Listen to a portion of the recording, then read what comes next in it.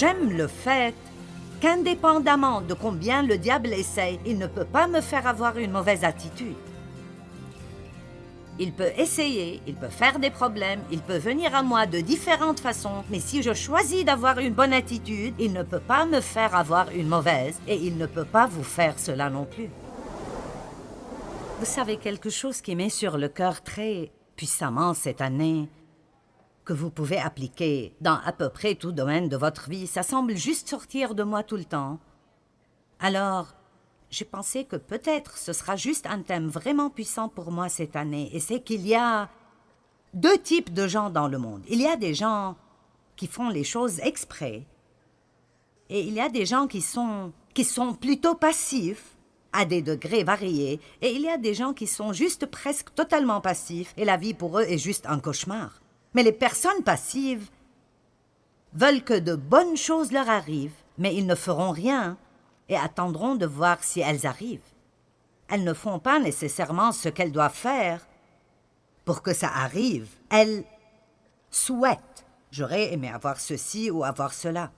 Elles regardent d'autres personnes qui ont ce qu'elles auraient aimé avoir, mais elles ne veulent pas faire ce que d'autres ont fait pour arriver là. Les personnes passives doivent toujours attendre d'avoir envie. Elles attendent un sentiment, ou de penser que c'est le moment, ou que tous leurs amis le fassent, ou que ce soit plus facile. Les personnes passives ne finissent jamais avec le meilleur de quoi que ce soit. Elles finissent toujours par s'en sortir et elles blâment souvent les autres. Elles blâment tout le monde parce que la vie a été difficile pour elles. Mais après, il y a des gens qui sont des personnes résolues. Et je veux vraiment voir plus de gens comme ça. Vous savez, j'espère que je n'ai pas l'air d'un discréé cette année, mais j'ai continuellement ceci sur le cœur, que les gens doivent apprendre, que vous étudiez ceci, et puis vous le faites exprès. Vous ne le faites pas parce que vous le ressentez, ou vous le voulez, ou les groupes que vous fréquentez le veulent, ou vous pensez que c'est une bonne idée. Vous le faites parce que c'est juste. Et vous croyez que si vous faites ce qui est juste avec une bonne attitude du cœur, vous obtiendrez ultimement un bon résultat. Résolu ou passif? Eh bien, ce week-end, je veux vous parler de la puissance de l'attitude. Savez-vous que l'attitude change tout? Une bonne attitude peut vous donner une vie supérieure et une mauvaise attitude vous donnera toujours une vie inférieure. Amen. Dans Éphésiens 4, 22 à 24,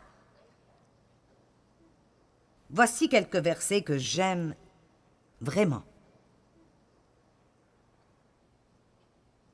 Le verset 22 dit « Débarrassez-vous de votre ancienne manière de vivre, débarrassez-vous de votre nature ancienne non renouvelée, celle de l'homme que vous étiez autrefois et qui se corrompait en suivant des désirs trompeurs qui proviennent de la délusion. » Donc il dit, arrêtez d'agir comme vous agissiez avant d'être sauvés. Vous savez que même si nous sommes sauvés et nous avons une nouvelle nature, nous pouvons aller prendre cette vieille nature de l'armoire et nous en vêtir si c'est ce que nous voulons faire.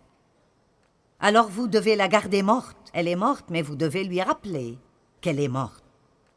Débarrassez-vous de votre ancienne nature. Et dépassons le verset 23 pour un moment. Et le verset 24 dit « Et revêtez-vous de la nouvelle nature, l'homme régénéré, créé conformément à la pensée de Dieu pour être juste et saint. » Donc arrêtez d'agir comme vous agissiez avant et commencez à agir comme il faut.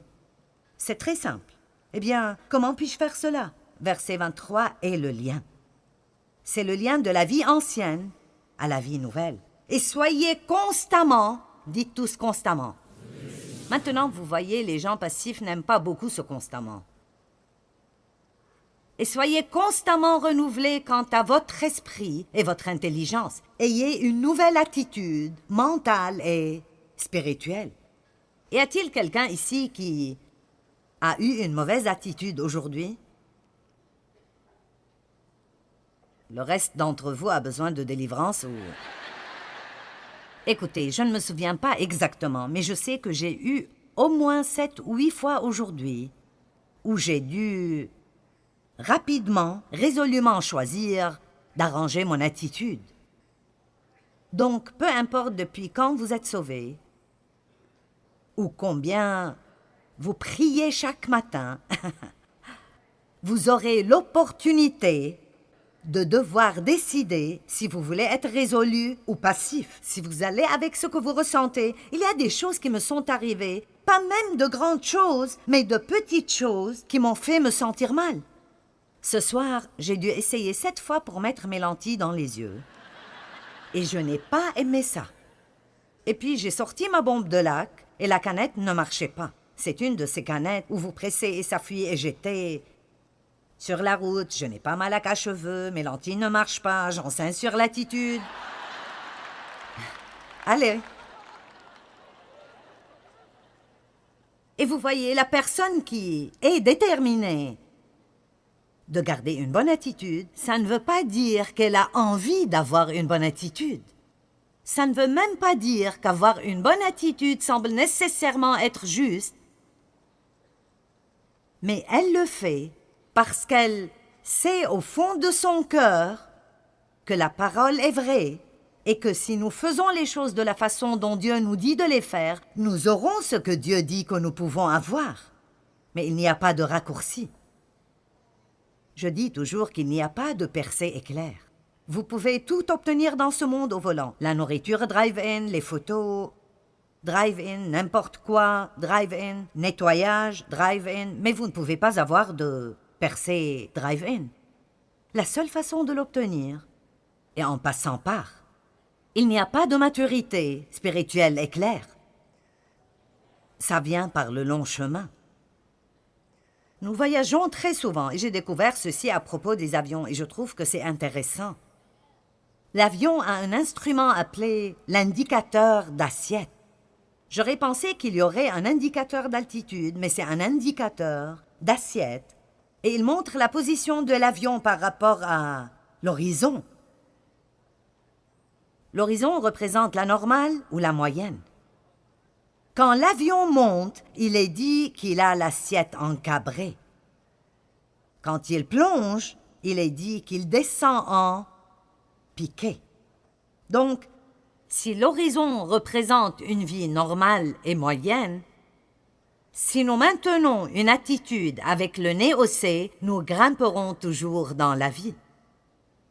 Mais si nous avons une attitude avec le nez baissé, alors nous aurons toujours un peu moins que la moyenne, un peu moins que le meilleur que nous aurions pu avoir et que ce que nous voulons. Je vous dis la vérité, je ne pense pas avec toutes les prédications que nous avons écoutées à propos de choses comme ça, que nous comprenons la puissance de notre attitude.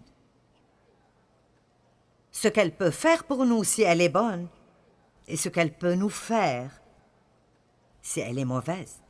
Je pense beaucoup à Joseph parce que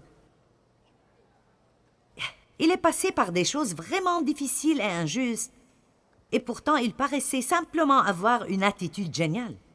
Je veux dire, il commence parce qu'il a un rêve, ses frères le vendent comme esclave, et il est jeté dans une fosse.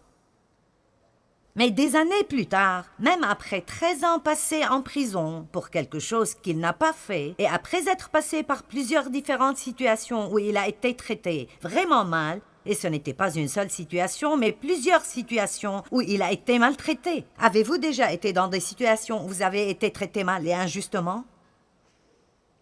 Amen. Et pourtant, il finit dans le palais. Et je pense que parfois, j'aurais aimé que la Genèse dise plus à propos de combien c'était difficile pour lui. Elle ne dit pas beaucoup. Et si vous le prenez comme il est, il semble qu'il était juste, naturellement, aussi content. Un homme merveilleux pour qui tout était facile. C'était facile pour lui d'avoir une bonne attitude. Mais il y a un verset dans le psaume 105 qui nous donne un indice, qui montre que c'était peut-être un peu plus difficile que ça paraissait, et c'est le psaume 105, 17 et 18. Psaume 105, 17 et 18. Il envoya devant eux un homme, Joseph, vendu comme esclave. Maintenant, écoutez.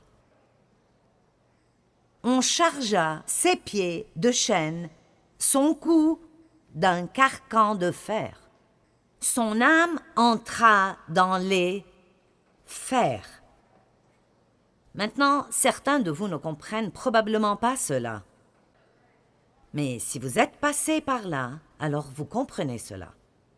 Parce que ce qui est dit est que ce qui l'a traversé l'a blessé si profondément qu'il n'avait vraiment aucune façon d'en parler. Et ce qu'il a traversé, l'emprisonnement, les gens qui ont menti à son propos, ce que ses propres frères lui ont fait, savoir ce que son père devait ressentir, toutes les choses par lesquelles il est passé, ça a fait quelque chose dans son âme. Et au lieu de ses fers qui étaient sur ses poignets et ses chevilles pour le contrôler, son âme est devenue comme du fer et il a pu faire la volonté de Dieu. Mais laissez-moi vous dire quelque chose. Quiconque traverse la vie et maintient une bonne attitude, c'est quelque chose que vous allez devoir faire exprès. Vous ne pouvez pas être passif, ça doit être avec résolution. Et nous le faisons pour la gloire de Dieu, pas juste pour obtenir une récompense. Vous savez, les gens me demandent tout le temps dans ma position, « Eh bien, qu'est-ce que tu espères pour cette année? Que sera le thème principal de ton enseignement cette année? » Je dis, « Ce sera comme ça a toujours été, grandissez. » Parce que je crois que c'est ce que Dieu veut pour son Église. Il veut que nous soyons capables de sortir dans le monde et de vivre une vie qui le représente. Ça ne fait aucune différence ce que nous faisons ici. C'est ce que nous faisons dehors qui fait toute la différence. Et vous savez, c'est facile quand la musique est bonne et vous avez de merveilleux prédicateurs et toutes ces choses merveilleuses qui arrivent. C'est génial de juste être content et d'être heureux. Mais la vérité est que vous devrez retourner chez vous. Je suis désolée, mais ça va se terminer. Et vous devrez aller à la maison. Et c'est là qu'il faut que ça marche. C'est là que ça doit vouloir dire quelque chose. Est-ce que quelqu'un peut dire Amen? L'indicateur d'assiette ou la position de l'avion peut être changé par le pilote par un simple ajustement. Et si vous avez un indicateur encabré, gardez-le. Mais si vous avez un indicateur en piqué, j'aimerais vous encourager de prendre une décision ce soir que vous n'allez pas retourner avec un indicateur en piqué et que vous allez faire un ajustement d'attitude avant de quitter cet endroit, simplement en prenant une décision que les choses sont comme elles sont, mais je vais apprendre à être victorieux malgré tout.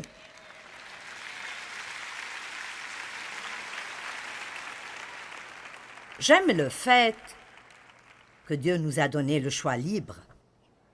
J'aime le fait qu'indépendamment de combien le diable essaye, il ne peut pas me faire avoir une mauvaise attitude. Il peut essayer, il peut faire des problèmes, il peut venir à moi de différentes façons, mais si je choisis d'avoir une bonne attitude, il ne peut pas me faire avoir une mauvaise et il ne peut pas vous faire cela non plus. Amen. Et bien sûr, il doit y avoir des gens qui pensent « Eh bien oui, c'est facile pour toi de le dire, tu ne sais pas par quoi je passe. » Eh bien, je ne sais pas par quoi vous passez, mais je sais qu'il y a probablement plus de gens ici ce soir qui passent par des moments très difficiles que ceux qui disent que tout va pour le mieux. Je connais les choses que j'ai traversées dans le passé et je me sens comme Joseph. Ça fait tellement mal que mon âme a été mise au fer. Et ça a fait de moi une femme de Dieu, puissante, en commençant par avoir été abusée sexuellement par mon père quand j'étais enfant. Et je regarde vers toutes ces choses maintenant, et ces choses que je voyais comme mes ennemis sont devenus mes meilleurs amis, parce que les choses par lesquelles Dieu m'a fait passer ont fait de moi ce que je suis aujourd'hui, et elles m'ont rendu capable d'aider plus de gens. Alors, au lieu d'être amers quand nous avons des problèmes, ne les laissons pas nous rendre amers. Je ne dis pas qu'ils sont bons, je ne dis pas qu'ils sont amusants. Je pense que Joseph est probablement passé par des temps très difficiles. On dirait en quelque sorte que quand Daniel était dans la fosse aux lions, il n'était pas nerveux du tout. On dirait qu'il a juste pris une pierre et s'est couché et a dormi toute la nuit. Je sens qu'il devait y avoir un peu de tremblement et un peu de nervosité là dans la fosse aux lions. Nous devons être déterminés d'être ce que Dieu veut que nous soyons. Vous comprenez ce que je dis quand je parle de la différence entre une personne résolue et une personne passive? Et parfois, nous ne voulons pas être résolus. J'ai enseigné un message cette année et je le ferai pour la télé. Il s'appelle « Quand votre « Lève-toi et va » se lève et s'en va ». Et quand votre « Lève-toi et va » se lève et s'en va, vous devez vous lever et d'aller le récupérer. Vous ne pouvez pas être passif et juste attendre d'avoir envie de faire ce qui est juste. Viktor Frankl, quand il était dans un camp de concentration en Allemagne, a dit « La dernière partie de la liberté humaine est celle que personne ne peut voler, et c'est de choisir notre attitude dans n'importe quel ensemble de circonstances. » Donc cet homme est dans un camp de concentration, et ils étaient traités incroyablement mal. Et il a dit « Il y a une chose que Hitler ne peut pas me prendre, et c'est mon choix de maintenir une bonne attitude. » C'est merveilleux, n'est-ce pas? C'est absolument merveilleux. Une attitude est notre pensée appliquée extérieurement. Et vous savez, une attitude est quelque chose que vous ne pouvez juste pas cacher. Vous savez cela? Elle apparaîtra sur votre visage. Elle apparaîtra dans votre langage corporel.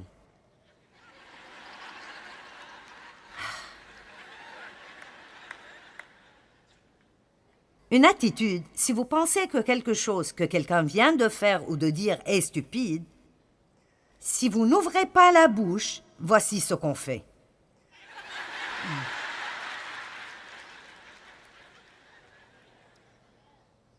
Je sais que si Dave fait quelque chose que je n'aime pas, je ferai...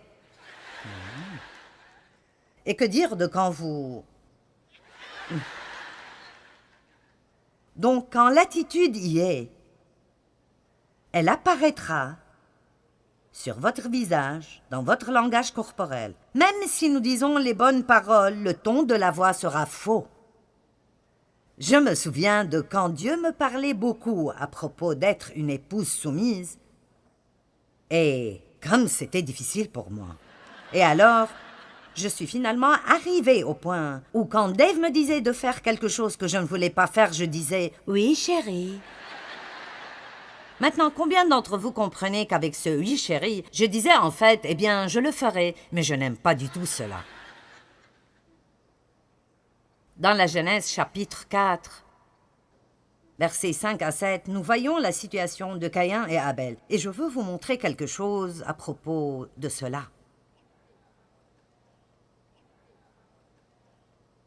Mais il ne porta pas un regard favorable sur Caïn et sur son offrande. Caïn fut très irrité et son visage fut abattu. Maintenant, vous voyez, quelque chose arrivait dans son cœur qui se montrait sur son visage.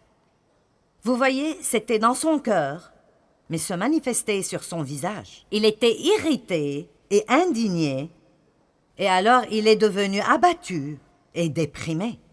Je me demande combien de personnes déprimées il y a dans le monde qui, si elles étaient vraiment honnêtes envers elles-mêmes, c'est parce qu'elles sont irritées ou amères ou rancunières, et ce n'est peut-être pas toujours le cas. Il y a des choses physiques, il y a des choses émotionnelles qui peuvent causer la dépression, mais beaucoup de cela n'est pas quelque chose qui doit être traité médicalement, c'est quelque chose qui doit être confronté.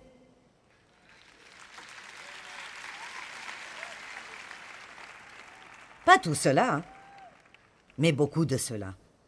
Caïn fut très irrité et son visage fut abattu. Et l'Éternel dit à Caïn, « Pourquoi es-tu irrité et pourquoi ton visage est-il abattu et renfrogné ?» Maintenant le verset 7, « Certainement si tu agis bien, tu relèveras ton visage. Et si tu agis mal, le péché se couche à la porte et ses désirs se portent vers toi. Mais maintenant regardez ceci, mais toi domine sur lui. » Alors c'est la responsabilité de qui de dominer sur la tentation, de dominer sur le péché? C'est la nôtre, mais pas sans l'aide de Dieu. Vous voyez, le fait est que Dieu nous a équipés pour faire ce qui est juste. Dites « je peux faire ce qui est juste ». Dites-le comme si vous le croyez. La vérité est qu'en tant qu'humains, nous ne voulons pas vraiment faire face à cela parce que nous voulons penser que nous ne pouvons rien y faire.